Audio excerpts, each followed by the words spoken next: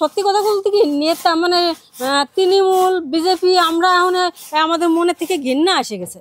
ঘেন্না এসে গেছে কেন? যে আমাদের জন্য তো কিছু করে না, আমরা তো কোনো সাহায্য পাই না। পাইছি কি আমরা কোনো সাহায্য?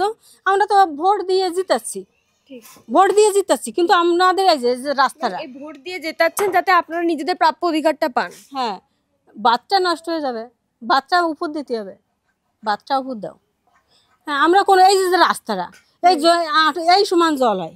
হ্যাঁ, আমরা এই যে এই জলের মধ্যে দিয়ে বর্ষায় এই যে এই অবধি জল ছিল, কিন্তু এই যে রাস্তাটার অবস্থা না আমাদের একটা মানে অনেক বছর ধরে আইসে এরকম আমাদের এই উঠতে কোনো রাস্তা নাই, রেলের জায়গা ছাড়া এই রেল দিয়ে আমাদের উঠার রাস্তা, আমাদের না কোনো রাস্তা। একটা এই রাস্তাটা তো উঠায় একদম ওই রাস্তার সঙ্গে মিশা দিয়েছে, কিন্তু কোনো কেউ আমাদের না বিজেপি সাহায্য করতেছে না তৃণমূল সাহায্য করতেছে। না, আমি এটাই বলছি, মানে এই যে যেটা আপনাদের গুরুচাঁদ ঠাকুর মানে যারা অ্যাকচুয়ালি আপনাদের নেতা, তারা যেটা বলতে যে খিদে পেটে শুধু ধর্ম হয় না, ধর্মটা একটা জীবনের অবশ্যই অংশ, বিশ্বাস সেটা সবাই করবে, কিন্তু মানুষের যে রুটি রোজগার বা এই ধরুন আপনার বাড়ির সামনে রাস্তা, এটাই তো আসল অধিকার। হ্যাঁ হ্যাঁ, এই রাস্তাটা আমাদের কেউই করে দেয় না। দেখো না রাস্তায় কি অবস্থা। আসে আপনাদের এখানে ভোট চাইতে আসে তো ভোটের সময় ঠিক ভোট চাই না, কিন্তু তারপরে আর কেউ আপনারা এখন তো মানে আপনার তো ভোটার আধার কার্ড সবই আছে, তো সরকারি যে সুবিধা বলুন লক্ষ্মীর ভান্ডার বা লক্ষ্মীর ভান্ডারটাই পাই, হ্যাঁ ওইটাই পাই।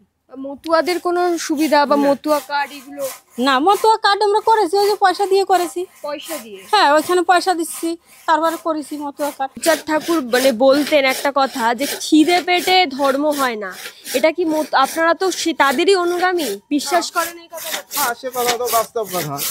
মানুষ যদি না খেতে পারে, শুধু যদি ঠাকুরের নাম করে বেড়ায়, তাতে কি লাভ হবে? কিন্তু এখন তো এটাই চলছে, ধর্ম নিয়ে রাজনীতি, যে পার্টির সব পার্টি এইভাবে চলছে, বিভিন্ন ধর্মের বিভিন্ন ভাবে এইসব করে যাচ্ছে। মানে এই সাধারণ মানুষের না খেতে পাওয়া এগুলোর কাছে কি কোথাও কি এসআইআর বড় হতে পারে? আপনারা কি মনে করেন? এখন এসআইআর আমরা শুধু বললে তো হবে না, উপরের থেকে কেন্দ্রের যেরকম নির্দেশ সাধারণ মানুষের এবারে ভোটাধিকার, এবারে বিভিন্ন মিডিয়া বিভিন্নভাবে প্রকাশ করে। কেউ বলে মৃত ব্যক্তি, জীবিত ব্যক্তি, সেইগুলো ভোট যাচাই বাছাই হবে, এরকম বিভিন্ন ভাবে পথ দেখাচ্ছে। তার সাথে তো এটাও বলছে যে বাংলাদেশ থেকে যারা আসে তাদের অনেকের নাম বাদ যাবে, তো কোথাও গিয়ে তো এটা তাহলে মতুয়াদের সাথে এটা নিয়ে কানেক্ট হবে এবং ভোটার আগে এটা নিয়ে ব্যাপক। মতুয়া না, এখানে শুধু বাংলাদেশ থেকে শুধু তো মতুয়া আসে নাই, শুধু মতুয়া আসেনি, কিন্তু তাদের নিয়ে একটা রাজনীতি হবে। সমস্ত হিন্দু ধর্মাবলম্বী বিভিন্ন বংশের বিভিন্ন জাতের সবাই এসেছে, শুধু মতুয়াদের কথা বললে তো হবে না।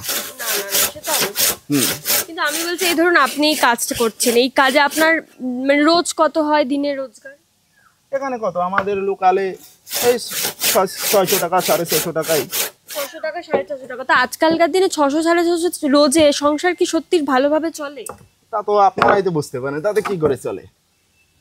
এই কোনো প্রকারে টেনে টেনে চলে। এই রুটি রোজির কথা আজকালকার দিনে কোনো নেতা আপনার বলবে না? না, কোনো নেতা মন্ত্রী এইসব কথা সাধারণ মানুষের, যে খেটে খাওয়া মানুষের, যে কোনো নেতা মন্ত্রী বলবে না। সাধারণ সবাই দেখবে, ভোট আসবে, তাদের ভোটেই তো জিতছে। হ্যাঁ, ডিয়া যখন চাকরিজীবী তাদের ডিএ বাড়াও, এটা ওটা হেন তেন করে শুধু ভাড়াটা দিয়ে চলে যায়, অথচ চাকরিজীবীদের লাভ আছে, সাধারণ মানুষের কোনো এতে লাভ নেই। এই চাকরিজীবীরা এই ডিএ নিয়ে 2-4 দিন আন্দোলন করবে, তারপর তারা ঠিক চুপ হয়ে যাবে। তাদের জন্য কোনো নেতা কখনোই ভোটের প্রচারে সে কথা বলবেই না, তো বাস্তব কথা। তো আপনাদের মনে হয় না যে বারবার কেন তাহলে এদেরকে ভোট দিয়ে যেতে হবে? এবারে ভোট বারবার যাকে দিয়ে ভোট দেওয়া হচ্ছে, মানুষ এভাবেই আসবে, যে পার্টি আসুক। পরিবর্তন তো দেখা যাচ্ছে, সব পার্টি তো একই রকম হচ্ছে। কথাই বলে না, লঙ্কায় যে আসে সেই রাবণ, সেই রকমই তো চলছে।